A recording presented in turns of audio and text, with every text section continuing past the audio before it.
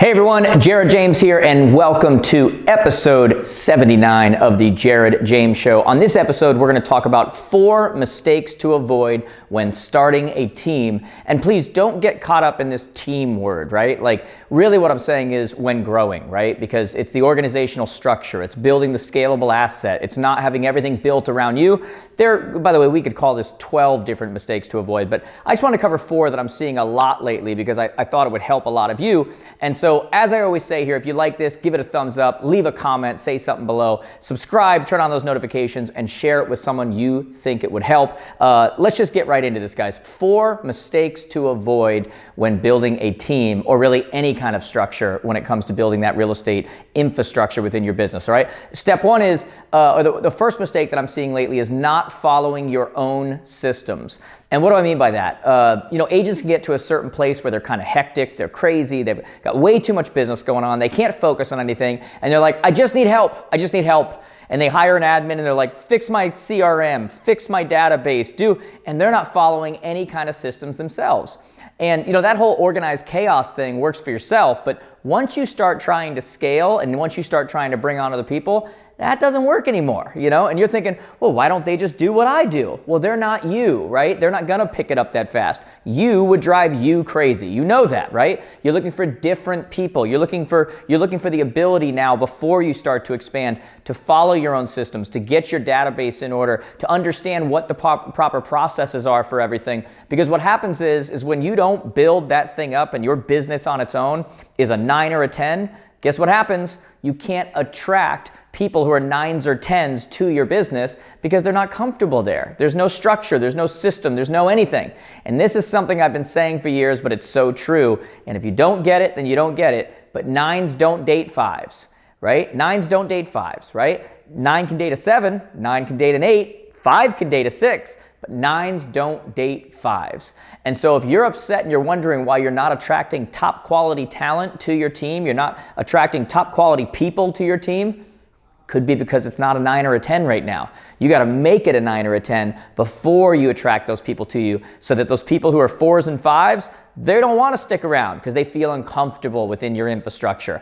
Make your business a 9 or a 10 now. Build the boat, the infrastructure, the systems, the processes, all of that, the admin stuff, how that's going to work before you start bringing other people on, because 9s don't date 5s, right? You need to be a 9 or a 10 before you attract other people. The second mistake that I see that people who are thinking of building or have already started building a team is they hire out of order. We have a thing called team leader coaching, and we follow 7 stages of team development. We train people on the 7 stages of team development. And most people think when they start to grow that the number 1 hire is an admin, it's an assistant. That changed, guys. It's not an accident that, a couple years ago I started Cleared and Closed, our transaction coordination company. It's because my training changed. The number 1 first hire that everyone makes is a TC. It's a transaction coordinator, right? And there's a lot of reasons for that. Number 1, it teaches you to delegate. There's no risk, right? You only pay when you close. They're gonna make your systems and processes better before you bring on someone else. But when you really look at what an admin should be doing for you early on and then moving forward, it's not that transaction coordination stuff. That's the TC's job. That's a transaction coordinator's job. That admin that you're bringing, once your transactions are already being handled, they're already being handled by that TC. Now the admin's coming in, and the admin is doing your social. The admin is doing your marketing. The admin is handling your CRM. The admin is doing financial stuff. Like, the admin is doing those things. They're not doing TC. There's a person who has a job who does transaction coordination, and it's called a TC. Now in today's world, number 1 hire, first, whether you're day 1 in the industry or whether you're 10 years in, it's a TC, a transaction coordinator. Admin comes second. Now, while they're both admin roles, TC first, no risk, no salary, no nothing, then the admin comes on board, okay? So the second thing I see is that we're hiring out of order, okay? Number 3, the third mistake that I see teams that are making today is that they're hiring incorrectly. We are hiring out of necessity instead of making the right hires. And some of you know what I mean. If I could see you, I'd say, how many of you have incorrectly hired an admin, incorrectly hired an assistant? And it really just came out of need. It came out of, oh my God, I need someone, and they're there. Or here's what we do. This is crazy, but this is what we do. We hire some agent in our office who is struggling to make business happen. And we're like, why don't you come work with me then? Come do my stuff until you get back on your feet. And essentially what we're saying to them is, hey, you suck at your job. Why don't you come on over here and suck at this job? And maybe I'll be your financial bridge. And once you get your feet back under you, you'll leave me. It's a terrible plan. And yet some of you are chuckling right now because you know that you've done that exact thing, right? You need to hire correctly, which means hiring the right personality profiles. You get that admin with you. You want them to be licensed so they can do certain things. They can cover for showings. They can do those things. But if you're worried about them leaving you or wanting to be an agent themselves, then you got the wrong person. Because someone in that personality profile who is annoyed by your lack of organization, who is task-oriented, who loves getting things done, whatever, is scared to death of commission only that a salesperson has to do. It's the wrong person. Just because they were available doesn't mean that they're the right one. And that means when we're hiring an assistant, what do? We get very specific. We need detail-oriented. We need these things. So I'm going to actually put in my ad, even though it's a long thing, and there's a button at the bottom that says apply here. No.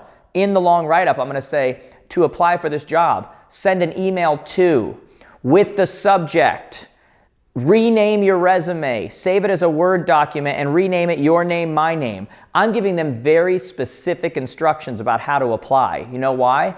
Because 99 out of 100 of them are just going to click the apply button and they're going to eliminate themselves right off the bat for a job that they're going to come in the interview and tell you how detail-oriented they are. And it turns out they're not even detail-oriented enough to apply correctly for the job. So while you're going to get less people you can interview, you're going to get the A players who actually followed instructions and are detail-oriented, okay? So that's what you're looking for. You're looking for that high S, high C personality, detail-oriented, understands technology. You do that in the hiring process, not out of necessity. It may feel right at the time. You're like, but they're available and I need someone.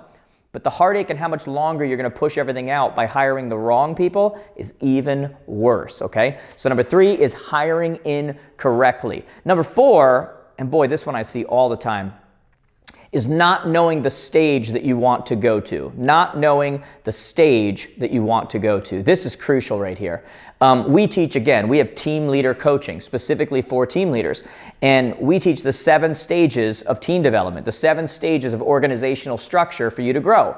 Now, 99.9% of people will never get to stage 6, stage 7, those stages, but you need to know which stage that you're going to. Why?